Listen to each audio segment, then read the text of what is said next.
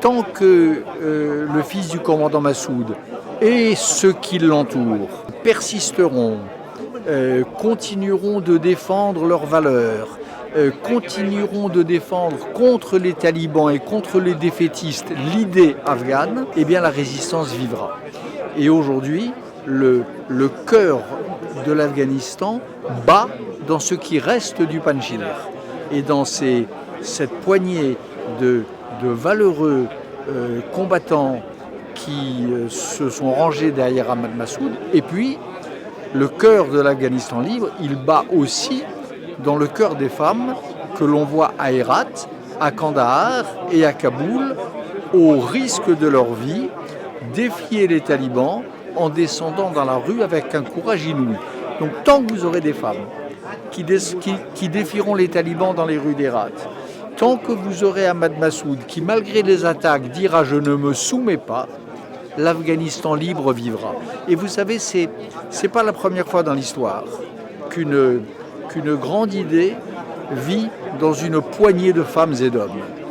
Et cela ne l'a pas empêché, cette grande idée, dans certaines circonstances de l'histoire, de finir par triompher. Ceux qui ont décidé le retrait des troupes américaines ne croient sans doute plus à l'universalisme des droits des femmes et à l'universalisme des droits de l'homme.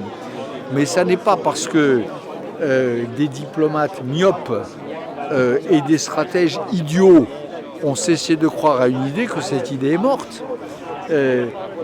L'universalisme des droits de l'homme continue de vivre et continue de valoir dans le cœur des femmes afghanes qui résistent, dans le cœur des paysans du Panjshir qui ne se soumettent pas, et dans le cœur de tous ceux à Genève, à Paris, à New York, qui sont révoltés par ce retrait de l'Occident, qui sont révoltés par l'abandon de l'Afghanistan. Je crois que nous sommes très nombreux en Suisse, en France et en Occident en général à être emplis de dégoût face à cet abandon unilatéral, face à cette débandade de ceux qui étaient censés défendre les valeurs démocratiques. Alors tous ceux qui sont emplis de ce dégoût-là, ils sont la preuve que l'universalisme de la démocratie, des droits de l'homme et des droits des femmes est toujours une idée vivante. Ceux qui fuient l'Afghanistan aujourd'hui, c'est-à-dire ceux qui fuient le produit de notre propre lâcheté, nous leur devons un accueil inconditionnel. Inconditionnel. Ceux qui fuient parce que nous les avons trahis, ceux qui fuient parce qu'ils nous ont fait confiance et que nous avons trahi cette confiance, au moins nous leur devons cet accueil inconditionnel.